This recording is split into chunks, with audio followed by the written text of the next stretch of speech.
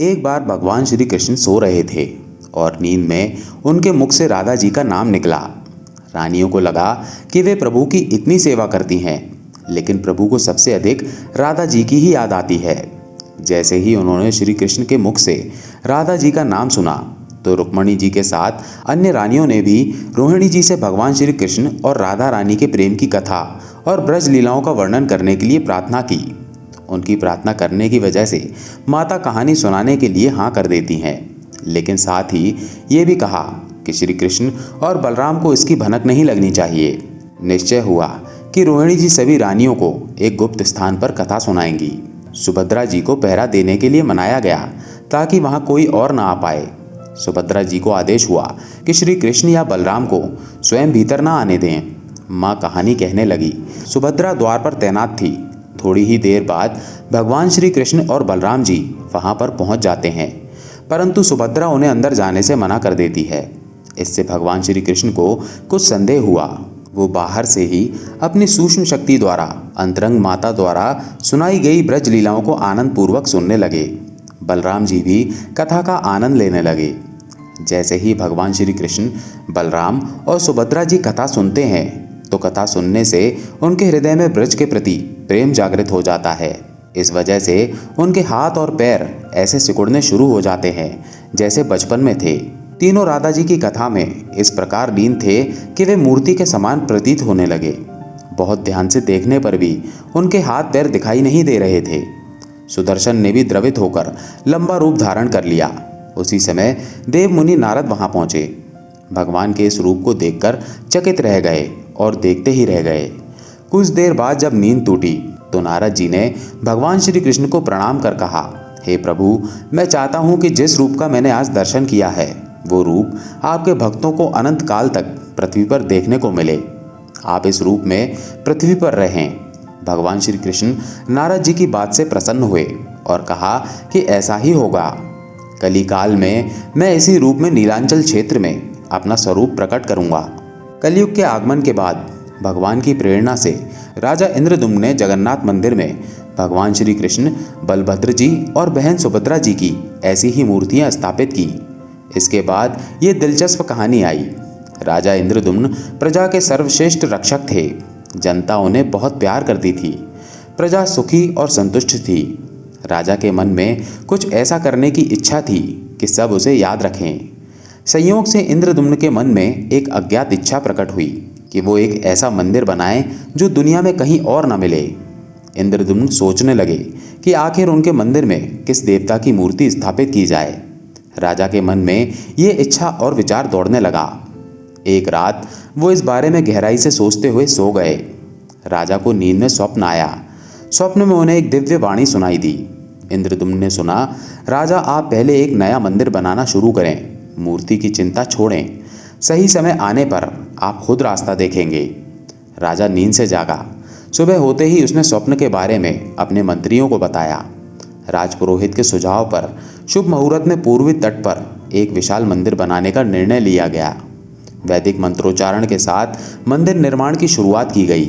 राजा इंद्रदुम्न के मंदिर निर्माण के बारे में शिल्पकारों और कारीगरों को जानकारी दी गई। इसमें योगदान देने सभी पहुंचे। मंदिर निर्माण में दिन रात मेहनत की। कुछ ही वर्षों में मंदिर बनकर तैयार हो गया। समुद्र के तट पर एक विशाल मंदिर तो बन गया, लेकिन मंदिर के अंदर भगवान की मूर्ति की समस्या ज्यों की त्यों बनी रही। राजा को फिर चिंता होने लगी। चिंता की वजह से एक दिन जब राजा मंदिर के गर्भगृह में बैठा था तो ये सब सोचने से उसकी आंखों में आंसू आ जाते हैं। वो चिंता करते हुए भगवान से प्रार्थना करता है कि हे भगवान, मुझे तो केवल इस बात की चिंता है कि मैं मंदिर में आपके किस रूप को स्थापित करूं। मुझे राह दिखाओ। सपने में आपने जो संकेत दिया था उसके पूरा होने का समय कब आएगा? मूर्तियों के बिना मंदिर देखकर सब मुझ पर हंसेंगे।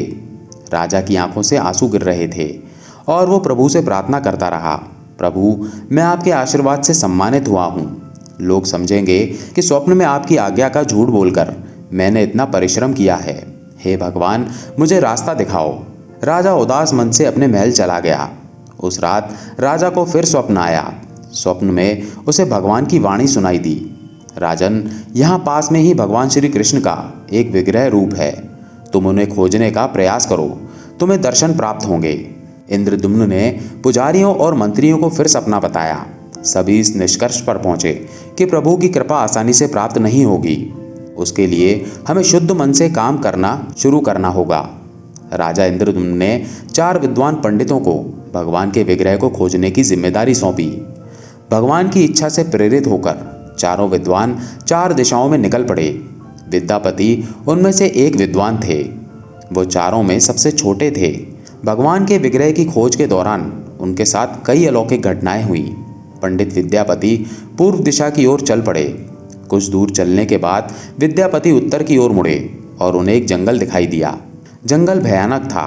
विद्यापति श्री कृष्ण के उपासक थे।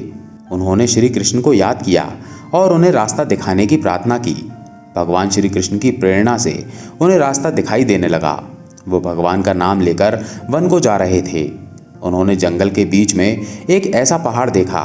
पर्वत के वृक्षों से संगीत की ध्वनि के समान मनोरम गीत सुनाई दे रहा था। विद्यापति संगीत की आत्मा थे। उन्हें वहां मृदंग, बंसी और करताल की मिश्रित ध्वनि सुनाई दे रही थी। उन्हें यह संगीत दिव्य लगा। विद्यापति संगीत की तरंगों को खोजते हुए आगे बढ़े। वो जल्दी ही पहाड़ी की चोटी पर पहुंच गए। पहाड़ के दूसरी तरफ उन्होंने एक खूबसूरत घाटी देखी जहां भील नृत्य कर रहे थे। विद्यापति उस दृश्य को देखकर मंत्रमुग्ध हो गए। यात्रा के कारण वो थक गए थे, लेकिन संगीत ने उनकी थकान दूर कर दी और उन्हें नींद आने लगी। अचानक बाघ की दहाड़ सुनकर विद्यापति डर गए। बाघ उनकी ओर दौड़ता हुआ आ रहा था। बाघ को देखकर विद्यापति डर गए और मूर्छित होकर वहीं गिर पड़े। बाघ विद्यापति पर हमला करने ही वाला था। तभी एक महिला ने बाघ को आवाज देकर रोका। वो आवाज सुनकर बाघ चुप हो गया। जब महिला ने उसे वापस लौटने का आदेश दिया तो बाघ वापस लौट आया। बाघ उस महिला के पैरों के पास लौटने लगा, जैसे पालतू बिल्ली अपने मालिक की पुकार सुनकर खेलती है। लड़की प्यार से बाघ की पीठ थपथपाने लगी और बाघ प्यार से लौटता रहा। वो स्त्री वहां उपस्थित स्त्रियों में सबसे सुंदर थी। वो भीलों के राजा विश्वासु की इकलौती बेटी ललिता थी। ललिता ने बेहोश विद्यापति की देखभाल के लिए अपनी सेविकाओं को भेजा। दासियों ने झरने से जल लिया और विद्यापति पर छिड़का। कुछ देर बाद विद्यापति की चेतना लौटी। उन्हें पानी पिलाया गया। ये सब देखकर विद्यापति को कुछ आश्चर्य हुआ। ललिता ने विद्यापति के पास आकर पूछा, तुम कौन हो और भयानक पशुओं से भरे इस वन में कैसे पहुंचे? मुझे अपने आने का उद्देश्य बताओ ताकि मैं तुम्हारी मदद कर सकूं। विद्यापति के मन में बाघ का भय अभी पूरी तरह से नहीं गया था। ललिता ने इस बात को भांप लिया और उसे सांत्वना देकर कहा, विप्रवर, तुम मेरे साथ चलो। जब आप स्वस्थ हो जाएं तभी अपने लक्ष्य की ओर बढ़ें। विद्यापति ने ललिता का पीछा अपनी बस्ती की ओर किया। विद्यापति भीलों के राजा विश्वासु से मिले और उन्हें अपना परिचय दिया।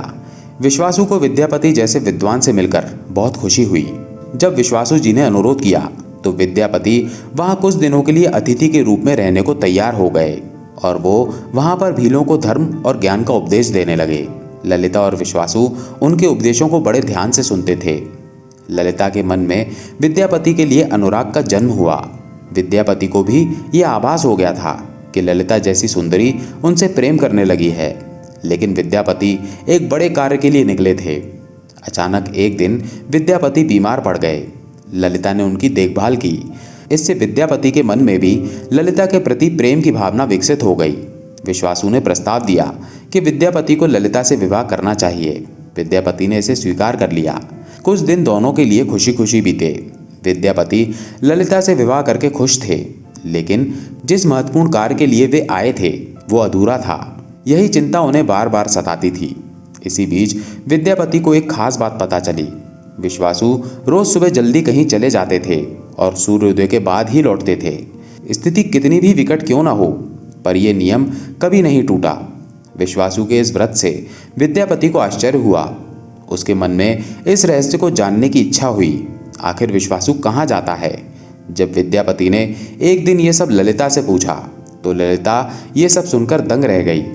विद्यापति ने ललिता से अपने पिता के हर सुबह किसी अज्ञात स्थान पर जाने और सूर्योदय से पहले लौटने का रहस्य पूछा। विश्वासु का नियम कभी नहीं टूटा, चाहे कितनी भी विकट स्थिति क्यों न हो। ललिता के सामने धर्म संकट आ गया। वो अपने पति की बात को ठुकरा नहीं सकती थी, लेकिन पति जो पूछ रहा था वो उसके वंश की गुप्त परंपरा से संबंधित था, जिसे खोलना संभव नहीं था। ललिता कहती है, हे मेरे स्वामी, ये हमारे कुल का एक बहुत ही पुराना रहस्य है जो हम किसी के सामने प्रकट नहीं कर सकते, परंतु आप मेरे पति हैं और मैं आपको ये सब अपने कुल का व्यक्ति मानकर बताऊंगी। यहाँ से कुछ दूरी पर एक गुफा है जिसके अंदर हमारे कुल देवता विराजमान हैं। हमारे सभी पूर्वज उनकी पूजा करते रहे हैं। ये पूजा निर्विघ्न चलती रहनी चाहिए। पिता रोज सुबह नियमित रूप से उसी पूजा में जाते हैं। विद्यापति ने ललिता से कहा कि वो भी उनके कुल देवता के दर्शन करना चाहते हैं। ललिता ने कहा, यह संभव नहीं है। मेरे पिता ये सुनकर क्रोधित होंगे कि कोई हमारे कुल देवता के बारे में जानना चाहता है। विद्यापति की जिज्ञासा बढ़ती जा रही थी। वो तरह तरह से प्रेम की कसम खाकर ललिता को मनाने लगे। अंत में ललिता ने कहा कि वो अपने पिता से उनको देवता के दर्शन कराने का अनुरोध करेगी। ललिता ने सारी बात अपने पिता को बता दी। उनकी त्योरी चढ़ गई जब ललिता ने कहा कि मैं आपकी इकलौती संतान हूँ। आपके बाद देवता की पूजा का उत्तरदायित्व मेरा ही होगा, इसलिए मेरे पति का ये अधिकार है, क्योंकि आगे भी उनकी पूजा करनी पड़ेगी। इस तर्क के आगे विश्वासु झुक गए। उन्होंने कहा, किसी को भी गुफा के दर्शन तभी कराए जा सकते हैं जब वो भगवान की पूजा का जिम्मा अपने हाथों में ले। जब विद्यापति के द्वारा अपना उत्तरदायित्व स्वीकार किया जाता है तो विश्वासु देवता के दर्शन देने के लिए हाँ कर देते हैं।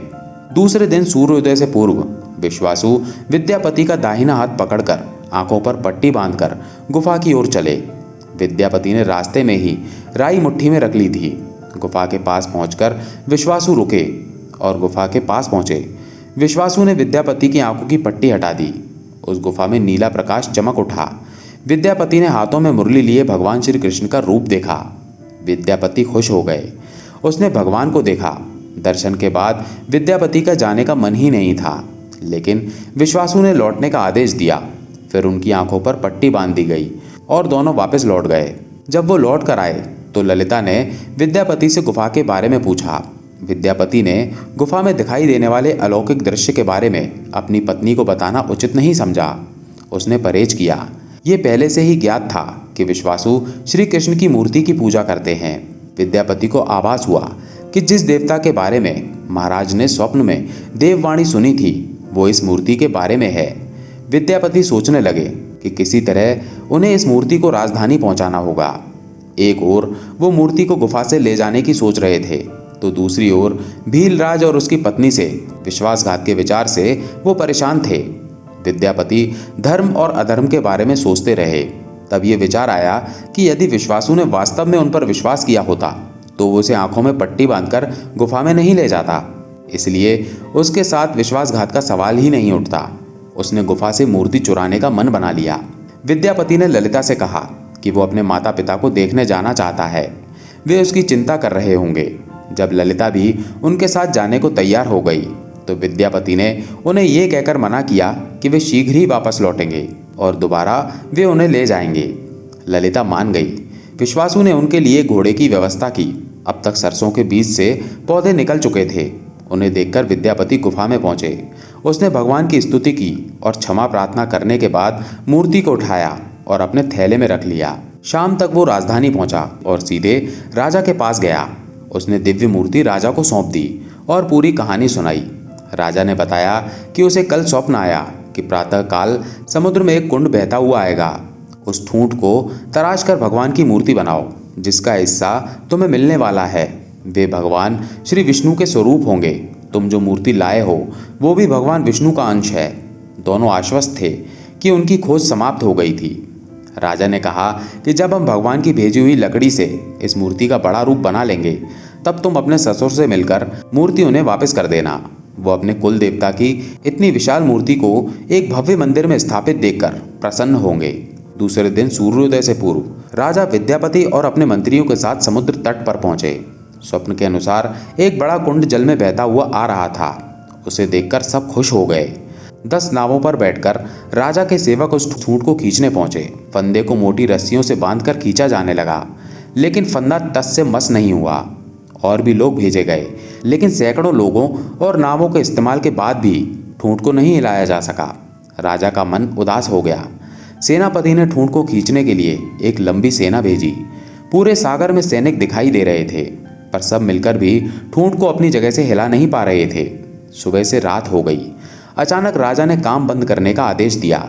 उन्होंने विद्यापति को अकेले में बुलाया और कहा कि उन्हें समस्या का कारण पता चल गया है। राजा के चेहरे पर संतोष के भाव थे। राजा ने विद्यापति को चुपके से कहीं जाने को कहा। राजा इंद्रदुम्न ने कहा कि अब भगवान की मूर्ति बनाई जाएगी, आपको बस एक काम करना है। भगवान श्री कृष्ण ने राजा को ऐसा संकेत दिया कि उसके सारे संकट समाप्त हो गए। राजा इंद्रदुम्न भगवान की प्रेरणा से समझने लगे कि भगवान के विग्रह के लिए जल में प्रवाहित होकर आया लकड़ी का ठूंठ क्यों नहीं हिला। राजा ने विद्यापति को बुलाकर कहा, जो दिव्य मूर्ति तुम अपने साथ लाए हो, जिसकी अब तक पूजा होती रही है, उसे तत्काल विश्वासु को वापस देकर क्षमा मांगनी होगी। विश्वासु के छुए बिना यह ठूंठ आगे नहीं बढ़ेगा। राजा इंद्रदुम्न और विद्यापति विश्वासु से मिलने आए। पहाड़ की चोटी से राजा ने जंगल को देखा तो उसकी सुंदरता देखते ही रह गए। दोनों भीलों की बस्ती की ओर चुपचाप चलते रहे। यहाँ विश्वासु अपनी नियमित दिनचर्या के अनुसार अपने कुल देवता की पूजा करने के लिए गुफा में गए। जब उसने वहाँ भगवान की मूर्ति को गायब देखा तो वो समझ गया कि उसके दामाद ने यह चाल चली है। विश्वासु ने लौटकर सारी बात ललिता को बता दी। विश्वासु पीड़ा से भरे घर के आंगन में गिर पड़े। ललिता अपने पति के विश्वासघात से दुखी थी और उसने इसका कारण स्वयं को समझा। दिन भर पिता पुत्री विलाप करते रहे। उन दोनों ने अन्न के एक दाने को हाथ तक नहीं लगाया। विश्वासु अगली सुबह उठे और हमेशा की तरह अपनी दिनचर्या का पालन करते हुए गुफा की ओर चल दिए। वो जानता था कि भगवान की मूर्ति वहां नहीं है, फिर भी उसके पैर उसे गुफा की ओर खींचते रहे। ललिता और रिश्तेदारों ने भी विश्वासु का अनुसरण किया। विश्वासु गुफा के भीतर पहुंचे। जिस चट्टान पर भगवान की मूर्ति होती थी उसके पास खड़े होकर हाथ जोड़कर खड़े हो गए। फिर उस चट्टान पर गिर पड़े और फूट फूट कर रोने लगे। उसके पीछे प्रजा भी रो रही थी। एक भील युवक गुफा के पास दौड़ता हुआ आया और उसने बताया कि उसने महाराज और विद्यापति को बस्ती की तरफ आते देखा है। ये सुनकर सभी सन्न रह गए। वे गुफा से बाहर विश्वासु राजा का स्वागत करने के लिए आए, परंतु उनकी आंखें अभी भी आंसू से भरी हुई थी। राजा इंद्रदुम्न विश्वासु के पास आए और उन्हें गले लगा लिया। विद्यापति ने कहा, भीलराज, मैं आपका दामाद नहीं बल्कि आपके कुल देवता की मूर्ति का चोर हूँ। मैंने अपने महाराज की आज्ञा का पालन किया है। ये सुनकर सभी सन्न रह गए। राजा इंद्रदुम्न ने विश्वासु को शुरू से अंत तक सारी बात बता दी और बताया कि ये सब क्यों करना पड़ा। तब राजा ने उन्हें अपने सपने के बारे में और फिर जगन्नाथपुरी में समुद्र के किनारे एक मंदिर के निर्माण के बारे में बताया। राजा ने विश्वासु से प्रार्थना की, भील सरदार विश्वासु, आपके वंश के लोग कई पीढ़ियों से भगवान की मूर्ति की पूजा करते आ रहे हैं। आपकी मदद की ज़रूरत है ताकि हर कोई भगवान की उस मूर्ति को देख सके। हम इस दिव्य मूर्ति को भगवान द्वारा भेजे गए लकड़ी के लट्ठे से बनी मूर्ति के अंदर सुरक्षित रखना चाहते हैं। पुरी के मंदिर में अपने परिवार की मूर्ति स्थापित करने की अनुमति दें। जब आप उस ठूंठ को छुएंगे तभी वो हिलेगा। विश्वासु मान गए। राजा विश्वासु को लेकर परिवार सहित समुद्र के किनारे पहुंचे। विश्वासु ने ठूंठ को छुआ। उसके छूते ही ठूंठ स्वतः ही तट की ओर तैरने लगा। राजा के सेवक उस ठूंठ को महल में ले गए। अगले दिन राजा ने मूर्तिकारों और शिल्पकारों को बुलाया और उनसे पूछा कि इस ठूंठ से कौन सी मूर्ति बनाना शुभ होगा। मूर्तिकारों ने कहा कि वे पत्थर की मूर्ति बनाना तो जानते हैं, लेकिन लकड़ी की मूर्ति बनाना नहीं जानते। एक नए उपद्रव के जन्म से राजा फिर चिंतित हो उठे। उसी समय वहां एक वृद्ध आया। उसने राजा से कहा, इस मंदिर में भगवान श्री कृष्ण को अपने भाई बलभद्र और बहन सुभद्रा के साथ विराजमान समझो। यही इस नियति की निशानी है। राजा को उस बूढ़े की बात से तसल्ली तो हुई, लेकिन समस्या ये थी कि मूर्ति कैसे बनाई जाए। उस बूढ़े ने कहा कि मैं इस कला में निपुण हूँ। मैं इस पवित्र कार्य को पूरा करूँगा और मूर्तियाँ बनाऊँगा, किंतु मेरी एक शर्त है। राजा ने प्रसन्न होकर उसकी शर्त पूछी। बूढ़ा शिल्पकार बोला, भगवान की मूर्ति बनाने का कार्य मैं एकांत में करूँगा। मैं ये काम बंद कमरे में करूँगा। काम पूरा करने के बाद मैं खुद दरवाज़ा खोलकर बाहर आ जाऊँगा। इस बीच मुझे कोई नहीं बुलाएगा। राजा मान गया, लेकिन उसकी एक चिंता थी और उसने कहा, अगर कोई तुम्हारे पास नहीं आएगा तो ऐसे में तुम्हारे खाने पीने का इंतज़ाम कैसे होगा। शिल्पी ने कहा, मैं तब तक कुछ नहीं खाता पीता हूँ जब तक मेरा काम पूरा नहीं हो जाता। उस वृद्ध शिल्पकार ने 21 दिन तक अपने आप को मंदिर के एक विशाल कमरे में बंद कर लिया और काम करने लगा। अंदर से आवाज़ें आ रही थी, महारानी गुंडिचा देवी अक्सर हथौड़े और छेनी की आवाज़ें दरवाजे के बाहर खड़ी होकर सुना करती थी। रानी हमेशा की तरह कमरे के दरवाजे के पास खड़ी थी। 15 दिन बीत गए थे कि उसे कमरे से आवाज़ सुनाई देना बंद हो गई। जब मूर्तिकार के हथौड़ा छेनी चलाने की आवाज़ नहीं आई तो रानी को चिंता हुई। उन्हें लगा कि वो बूढ़ा आदमी है, खाता पीता भी नहीं है, कहीं उसके साथ कुछ अनहोनी ना हो जाए। व्याकुल होकर रानी ने द्वार खोलकर भीतर झाँका। रानी गुंडिचा देवी ने मूर्तिकार को दिया वचन इस प्रकार तोड़ा। मूर्तिकार अभी भी मूर्तियां बना रहे थे, लेकिन रानी को देखते ही वो गायब हो गए। मूर्ति बनाने का काम अभी पूरा नहीं हुआ था, हाथ पैर का निर्माण पूरा नहीं हुआ था। देवताओं के शिल्पकार भगवान विश्वकर्मा स्वयं एक शिल्पकार का रूप धारण कर आए थे। उनके गायब होते ही मूर्तियां अधूरी रह गईं। इसलिए मूर्तियां आज भी वैसी ही हैं। उन्हीं मूर्तियों को मंदिर में स्थापित किया गया और ऐसा कहा जाता है कि विश्वासु उस बहेलिये के वंशज थे जिसने गलती से भगवान श्री कृष्ण की हत्या कर दी थी। विश्वासु शायद भगवान कृष्ण के पवित्र अवशेषों की पूजा किया करते थे और इन अवशेषों को मूर्तियों में छुपाकर रखा गया था। ललिता और विद्यापति के सभी वंशज को दैत्यपति कहा जाता है और अब भी उनका परिवार यहाँ पूजा करता है। जय श्री जगन्नाथ।